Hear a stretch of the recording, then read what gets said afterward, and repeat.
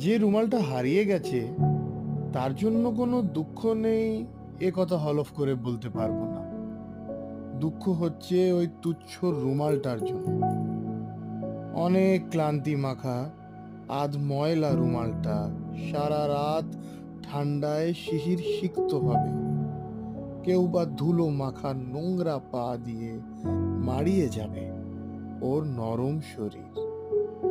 রুমালটার জন্য সত্যি কষ্ট হচ্ছে। মাঝে মাঝে অভ্যেসে হাত চলে যাচ্ছে পকেটে ওর শরীরের স্পর্শ পেতে। কিন্তু বড়ই দুঃখ পেয়েছি আজ। কিছুই না ব্যাপারটা, তবুও কেন জানি না মনে হচ্ছে ওই তো ছিল একমাত্র যে আমার চোখের জলের খবর রাখতো।